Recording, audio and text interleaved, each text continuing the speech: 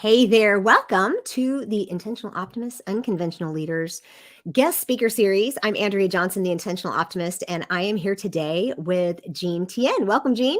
Thanks, Andrea. So happy to be here.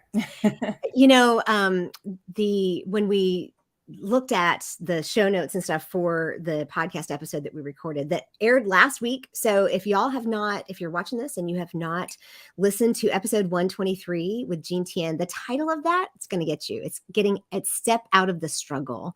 And when you listen to it, you'll get her story. You'll understand kind of what she can offer you as not just a guest in her story, but also as a coach and as a thought leader. And she, like me, has her own kind of method that she's set up. It's called the S.U.C.C.E.S.S Method. We're going to talk about that a little bit today. But Jean, why don't you give anybody who hasn't yet listened to the podcast episode a little bit of background and who you are? Yeah, thanks so much for having me. And thank you so much for this opportunity as well.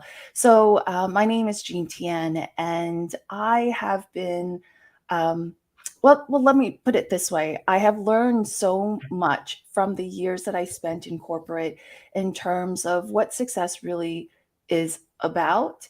That what I really wanted to do through the S.U.C.C.E.S.S Method is to support others so that they can learn what it's about for them as well. And by doing so, it takes away so much of the struggle that we see on a day-to-day basis so that we can start to truly enjoy the things that we are doing because there's a greater purpose behind it. And so that is really the nutshell, but there's so much more details to it that it's all in that podcast episode. Well, and it's like a walnut, right? It's all these nooks and crannies, and it's like a big nutshell, and it's got so much goodness inside. So for sure, she shared some of that, but she shares it in other places too. You can find her on other podcasts where she shares her story. Yeah. But I'd like to jump in just a little bit and say we both learned a lot from our time in corporate. And are you still in corporate? I am. Yep. Okay. I'm still in corporate. Yep. Yeah. So here's the difference, y'all. I'm not in corporate. So I learned a lot through mine and decided I'm out. She learned a lot through corporate and has now said, let me help you, right? Because it's really easy for me to say, I only work with entrepreneurs. But the reality is I work with women who want to grow in specific ways. And so when you work with the S.U.C.C.E.S.S Method, is that just for women in corporate, or is it, because I love this, it's not one size fits all success? Yeah. No, that's such a great question. And it isn't just for women, and it isn't just for entrepreneurs, and it isn't just for employees or employers. It really is for everyone who's feeling just like there's more to life, but they're just not really sure how to achieve it, right? Because I feel like there's so many of us out there that have done the things we're supposed to do, that have followed the rule book, and and they've been very successful at it as well. And then when they got to the destination they thought they were supposed to get to, they realized that it really wasn't what they thought they were going to get, right? And I know that sounds a little weird, but I think for those who have gone through it, they'll totally be like, yeah, I get it, right? And if you're one of those people that are like, oh yeah, that's totally me, then this is the S.U.C.C.E.S.S Method that will absolutely be the one.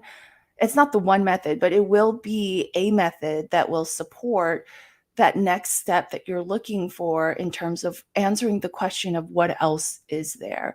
And that's, and in my life, and as you mentioned, Andrea, what I share a lot is that that's what happened in my life. I got to a point where it's like, oh, well, this is good, but there feels like there has to be more. So what more is there? And I felt very stuck because I didn't know how to find out. I thought that it was, that I had to live with what I had because I was stuck with the situation that I was given, right? And I think so many of us feel that way because we think that, we have to go and somebody has to come and help us, and we have to rely on others to be able to get to that next level. But all of that is, I think, a story that either we've told ourselves or somebody has told us, or we've just come to believe through whatever message that we've received, right? And it's not true. And so that's why it's so important for me to come out and share about the success method, because so many of us can really be able to take that next step that we've like been really looking for through this method. Well, and I think it's important to understand too that while I kind of reached that there has to be something more stage, for me, it was outside of corporate. Mm-hmm. And because I said, this cannot possibly be all there is, right? There's this, we're in the United States. So it's like there's this American dream. There's this idea that there's something that we're supposed to get to. And if you follow all these steps, I loved what you said that. Like, no, because there are people along the way who may or may not have your best interest at heart. Yeah. And then there's organizational best interests that sometimes don't line up with who we are as people. And a lot of times, I'm in a university town and I spent 23 years in university systems where, it's kind of like it's not really the only game in town, but it feels like if I just do this and stay, I have women who are still in the system saying, I just need to get to my retirement age. I'm like, God, no, because then you don't have any energy left. It's like, granted, I mean, Yeah. we're all retiring, quote unquote, younger and younger because 60 is the new 50 is the new 40 is whatever. But I think it's just really important to realize that I started that whole, there's got to be something more at like 30. Mm-hmm. So this is not a midlife crisis. Mm-mm. This is, I'm an achiever. I have goals and I know there has to be something besides what y'all out there are telling me there is. Right. And it's okay to say that. Right. It's totally fine to say that. It's also fine to say, I'm not somebody who needs to be an entrepreneur, Andrea. That's not who I am. No problem. This is a success method that will help you be able to figure out what you want to do. So let's dive in. Yeah, I would love to. It's an acronym, right? Yes, it is. And it's an acronym for the 7 steps of the method so that it's super easy to remember. I think the harder part or the more challenging part will be in the implementation and in the details. But I'll give a general overview of the 7 steps. And the first step is the most important step. And it's a step that I think I spend the most time on, both for my own personal development as well for that of my clients as well. And that is to really dig deep and look for what success means to you. And the S really stands for sussing out, because it's really going in and clearing clearing your filters, basically, right? Clearing the gunk that's been collected in terms of like, oh, success means the 7-figure income. I mean, how many times have we heard that, right? And the foreign cars and the big houses and the luxury vacations. And mind you, like all of that is super nice. Like I would like to have all of that as well. But having all of that in and of itself sometimes is just not enough for many of us. And so it's very important to understand like what is important for us. So sussing out your definition for success. The U is to look back at what we've already done, because sometimes when we suss out our definition and we're like, oh, wait, I can't really do that, right? Like I can't really do that and be happy and have the money that I want, whatever. And then so we look back and then we look and we want to underscore, that's the U, underscore what we've already been able to achieve, right? And because so many times we forget that we are so capable because we're so focused on everything that we haven't achieved yet. So by going back and underscoring everything that we have been able to achieve, it gives us not only that instant boost of confidence, but it reframes our perspective. It reframes our brain to really focus on, oh, wait, no, I've done everything that I have been able to want. So what keeps me from being able to do the next step or the next step after that? And it really like not only gives you that boost of confidence, it gives you that like energy fuel, right? Like, okay, I can do this. And then the next 2 C's are really about going back and crossing out the goals that we thought we wanted that we no longer find that's aligned to us, because I don't think most of us, I think most of us forget to do that on a more regular basis. Yeah. we go with these goals that we think, like we've been told to have, Mhm. like since we were like toddlers, or like school grade children, and then we forget to do that for ourselves as adults, and then depending on the phase we are in our life right now. So go back and cross out those things that don't align with us anymore, and so that you have now room to create new goals that are more aligned with us right now. And I'll give an example. So many of the ambitious career women that I've spoken to and worked with, I think a lot of them struggle with this work-life balance, right? And there's a whole story behind that too. But, I think that people are like, I think there's the struggle of like, okay, well, I want to succeed in corporate. I want to be able to climb that ladder, but then I also want to have a family. So how do I do that? Right.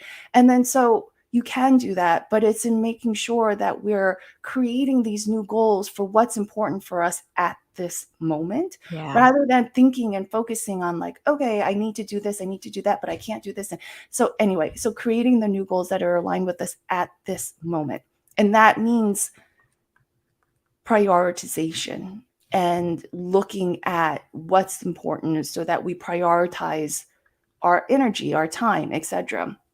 And then the E, S, and S is really focused on energetically releasing the fears that come up, because when we create these new goals, because we know that we can achieve them, we create bigger goals sometimes. We're like, okay, wait, no, I've been able to achieve that. So let me create even bigger goals. And that can bring with it some fears, right? The fears that Sure. we didn't address in the beginning, they're going to come back now. And so we got to release them. Look at adult eyes, look at them with the wisdom that we've gained through so many of our years, right? Mhm. And then to release those, but then to stay in the energy of excitement, as well as to sustain our energy by having that focus for self-care. And that is such a critical step, because if we don't have the fuel to continue to seek and do what we need to do, then it's so easy to be bogged down by the challenges, to Right. give up, to quit. Yeah.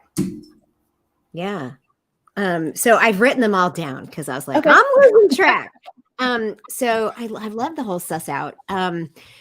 I've mentioned before, I was raised overseas in Korea, and there every once in a while, when you go from one culture to another, there are ideas or things that translate and that like work, and sometimes they don't. And we always say the first step is the hardest and all that kind of stuff, but they've got a way of saying it. Shijaki pania, and it's like to begin is half the battle, or Mm, half done. The begin is half the half done. And so, for you to say that's the hardest part. And I wrote down, so what do I want? mm-hmm. And when I work with my clients and I walk through different books on leadership, and they all get to this one chapter, and it's, what do I want to be? And, they're all in jobs right now, because that's who I'm working with, is corporate people. And Yeah. they're all in jobs, and they're like, do I like my job? And I'm like, I don't know. Do you? It's like, I'm not asking for them to not be in their job. I mean, I think their boss who's paying me might be a little upset, but the goal is to help them understand what they want. Yeah. And that is such a really hard thing for us, isn't it? Mm-hmm. Oh yeah, absolutely. Because we keep our head down and we focus on the work and Yeah. and the quality of the work. But sometimes when we do that for too long, we forget why we're doing it, right? And Mhm. then so when we forget why and we can't connect with that why, we start to feel disgruntled. I know that sounds a little weird, but we start to feel disgruntled because we're sacrificing so much, Mhm. and what are we getting in return? But when we realize what the why is, it's no longer a sacrifice, it's a prioritization. Yeah. And so we're prioritizing certain things at this current moment so that we can achieve other things that can fulfill the greater, I don't want to say purpose, but the greater purpose is what I'll say. And so it's so important to really, yeah, get to that clarity of what is it that I'm looking for. Yeah. So for me, it's like, this is a cycle, right? This is Yeah, never yeah. stop. And for me to say, what do I want? It might change in 3 months, and that's Mhm. okay. Right. But to then to like underscore it and to go back. I have this thing we call success amnesia, Mhm. and I forget the wins that I've had. Yeah. So I work with my clients. I say, you start every time we start with wins. And my husband he's a pastor, and he was at a deacon's meeting last night. I said, what took so long? And he said, we started with wins. And I'm That's like, so oh, that's awesome. great. Okay, I can't be angry about you coming home late. But then this idea of crossing out things that don't align anymore, that is so powerful. Mhm. I mean, to be able to say no. Yes. And know with confidence without fear that we're missing out. Yeah. Yeah, that's like it brings so much more ease in our lives, right? Because 'Cause we're not stressed out about the no answer.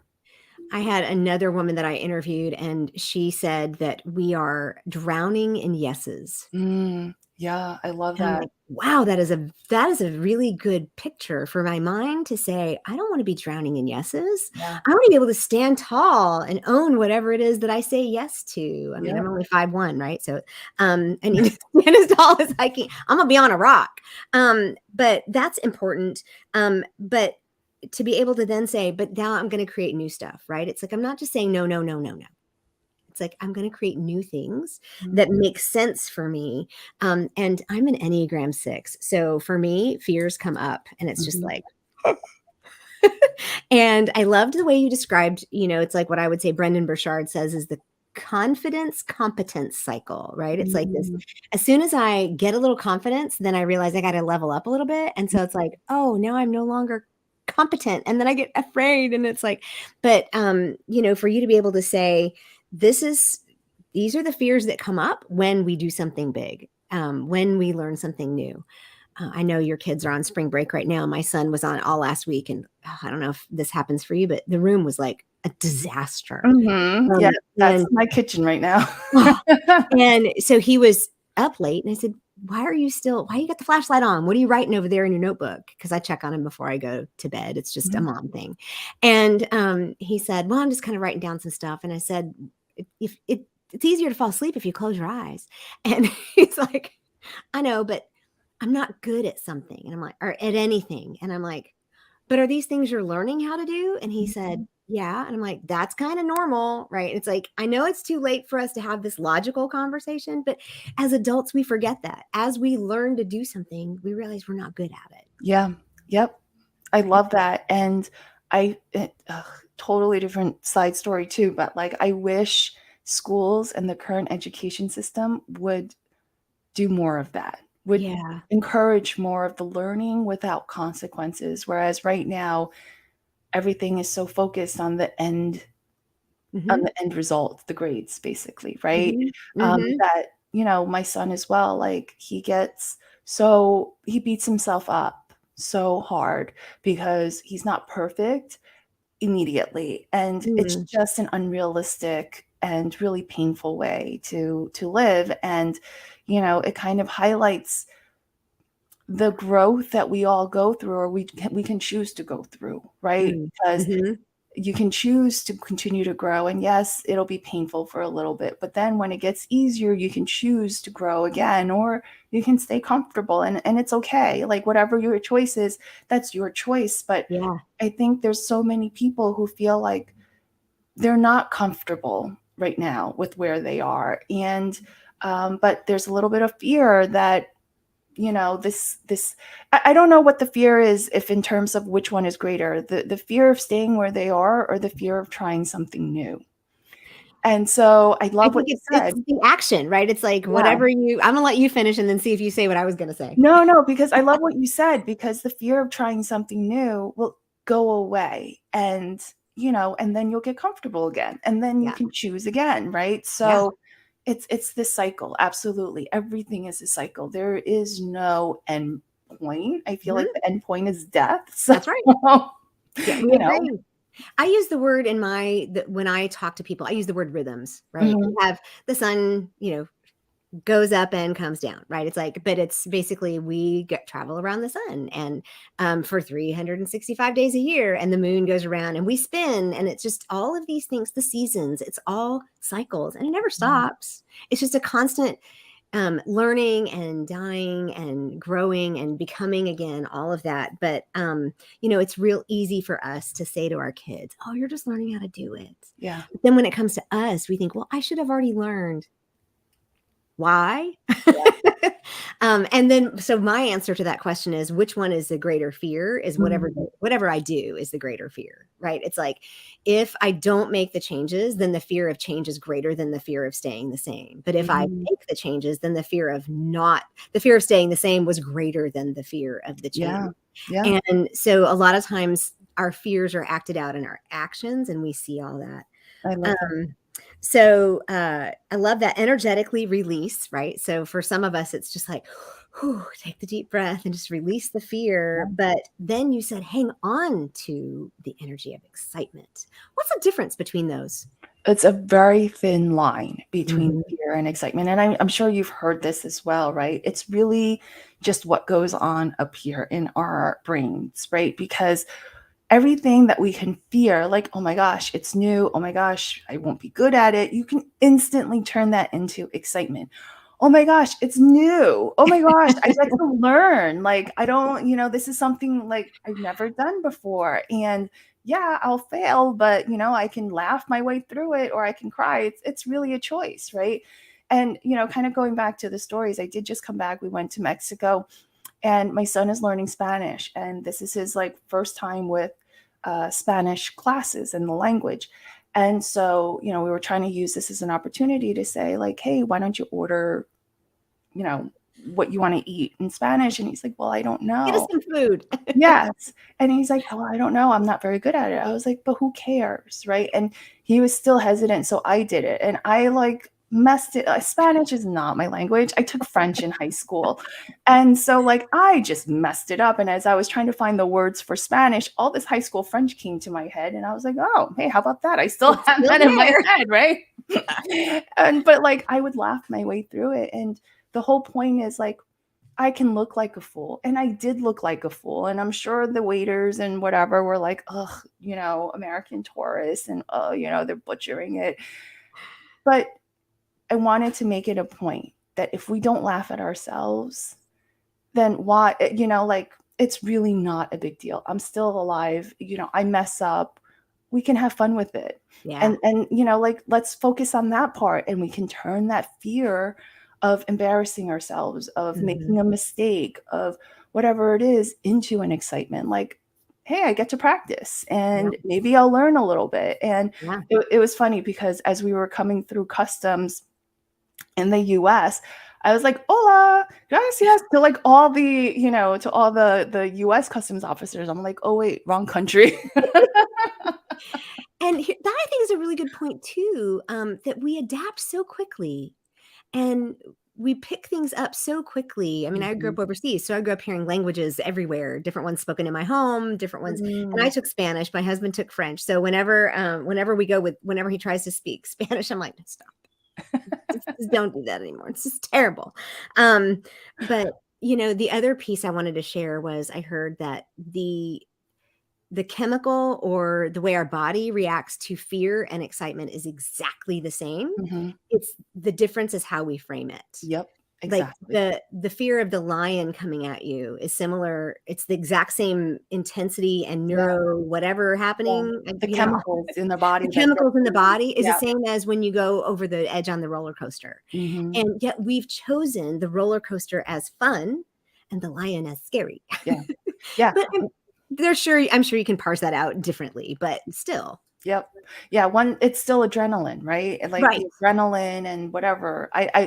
I'm sure scientists, whatever, could say it much better than me, but absolutely. It We'll really is. butcher it. It's It's okay. really just what we're telling ourselves at Yeah. that moment, and it's such a fine line. Yeah. And then the last one is so important. It's like, and this is such a topic like everywhere. Is it sustainable? Is it sustainable? Is whatever it is sustainable? I was looking at coffee. I love flavored coffee. I love flavored coffee from Hawaii because I like anything coconut is happy Mm. for me. And my husband had a new bag sitting out on the counter and it said sustainable coffee. And I'm like, what does that mean? Right. It's like we use that word everywhere, but I think that it's as we discussed the cycles and the rhythms of this, but tell me, what do you mean by sustainable and what is self-care? Because that is a Yeah. buzzword. Yeah, because those are two big buzzwords, right? Yeah. Just as big as like work-life balance. And so, I think the one thing that I get so frustrated when I see it on TV or in social media is this perception of self as manicures or, like these luxurious, spa getaways. And super nice. But if you're lying in that nice lounge chair with the coat with the cucumber, cutouts on your eyes, but your brain is Mm, constantly about work or your kids or the next thing that you have to do or the pile of laundry, you're going to leave that spa just as frazzled and frustrated and low energy as you went in, if not more so, because you just wasted an hour of your mm, time or maybe 2 hours of your time on a lounge chair trying to relax and you couldn't, and then all these other things. And then you beat yourself up because, oh my gosh, I'm not one of those. And anyway, so you just like described my experience in a spa. You just did. so self-care is really about educating and kind of educating yourself in the sense of like reminding yourself that the world isn't going to fall apart if we take 10 minutes. And all we need is 10 minutes to shut off our phones, to disengage from the public, to, Mm, go in the bathroom and wash our face or whatever it is mhm, that can give us that peace of mind. And I think that for me, my morning rituals are so important for that purpose, mm, and even journaling, etc. So there's mm, little things that we can do to really start to clear our heads, that mm, will clear the energy of that frazzled, frustrated aspect, right? That creates this burnout process that we have. And, I think it's so much more important to focus on that aspect than the manicures because like I sat there and I'm like, oh, this is supposed to be really relaxing, but my daughter's next to me going blah blah blah, mommy this, mommy that, mommy that, and it's not relaxing. And I've it's not been there. self-care. I know, and for me, it's just like, this only lasts an hour, and, I could have done these things during this hour, and Yeah. so what I'm like you, I find that, when I, like, just finished spring break for us, and I did not exercise the entire time, which is like, oh, I broke a streak, right? So this morning I got up, I rode my spin bike and made a difference, but at the same time, there's sometimes the self-care means just not doing something. Yeah. And I'm with you. I mean, for my morning routine includes, I'm a woman of faith, so it includes reading my Bible because, like I said, I'm a sick, so I always need reassurance. It's like, yep, I'm still here. Oh, okay, good. But reading my Bible and reading really good writers and really being kind of like wisdom feeding in from different areas, listening Yeah. to good podcasts, journaling and writing out. And for me, it's some of it is writing out prayers. Mhm. And because it just feels, as I've been, this has been going on for me all my life. And I still feel awkward sitting here going, and start praying out loud. Nope. So, but writing for me, really, it's very therapeutic. Mhm. And it was interesting. I'm always surprised with what comes out of my pen. Mhm. And, so then I'll do that, and there are times when I will put my earbuds in and just have nice ocean sounds or Mhm. birds or something. So I find things that really kind of help me take that deep breath and Yep. say, "What are the priorities?" Because that was something else you mentioned. It's like, if we create new goals that still don't have anything to do with my priorities, then what's the point? Yeah. Right? Yep. And it still goes back to that permission to say what I want. Mhm. So really quick as we wrap up, how do you help others figure out that it's okay for their success to look different than mine? Yeah, so that's such a good question because I don't think there's a universal answer. I think that the Mhm. process, though, really would depend on the person. But usually, when people come to me, it's because there's a struggle involved, right? Okay. So it's working through that particular struggle. But it's interesting because when the struggle presents itself, it's never so simple as like, oh, your symptom is you have a headache, or, you take a Tylenol and it'll cure your headache. Because we know that if we don't get to that root cause of that headache will come back the next day and it'll manifest itself in some different form. Yeah. And so when we start to look at the struggle, we start to dig into, well, why is it a struggle? What is it that you're expecting to come out of this? What is it that you really wanted to come out of this? Okay, well, is this really what you want? Because you seem to say, and this happens so often, my clients will say, oh, but I want this, but then, and it's like conflicting, right? So it's like, well, which part is really what you want? And it's like, okay, but then why aren't you comfortable with it? And so it's really like that process of, I'm kind of like that nagging inner voice that like you can't just make it go away and suppress, right? It's like, but why? But okay, but why? And then so, and I'm never here to tell you why, because then, Only you know. I'm perpetuating the problem, right? Like you're struggling already with what people are telling you versus with what you're really trying to get out of something. And so it's really just me asking the questions and the right questions to help them really get to that core root of whatever is creating the issue. And that's what we do as coaches, right? We ask why. Yep. Why? Yeah. That's our best friend. Why? And then I throw in there, what if? Yeah. And if you listener have never worked with a coach, you got two of them right here that are very different, but they're kind of everywhere, and you will easily find one that works for you. If you're looking for the S.U.C.C.E.S.S Method, Jean, tell us the best place to find you. Oh, yeah. So they can check it out on my website. It's called jeantien.com. But I've also recently published a book called Your Success Blueprint that basically works through the 7 steps of the S.U.C.C.E.S.S Method to help people get clarity on what their definition of success is. And that will work with, and if they follow through, they'll know what action steps to take in order to get to that next level. And so like we were saying, it's something that they can work through over and over again, depending on where they are. Where's your book available? Oh, it's on Amazon. All right. I will, when I go through, I will put all of that in the YouTube information. Great. And so that anybody watching this on the replay will have all of that. I'll put the 7 things, and I'll put the book in there and your website in there so that people will have it available to them. Is there anything else that you like? Is there something that you just leave people with when you're done? I think there's one quote that I love, and it's one that, had come to me when I was trying to think of like what you were just asking, right? And I think so often we look outside of us for what to do, but the one thing I want to leave people with is that there really is no greater truth than that which sits within our heart. So it just takes courage for us to get to that truth, right? But on that note, that aside, I just want to thank you so much for having me on your podcast and on this show. It's been such a pleasure. I know I've enjoyed talking to you as well. So I'm so glad that we've connected. Yes, it's been a real privilege. I love a gentleman named Bob Goff, and he had a podcast for a while, and he said, I only interview my friends. And I'm like, how does that work? And then I realized he makes friends with everybody he meets. I'm like, that's what I want.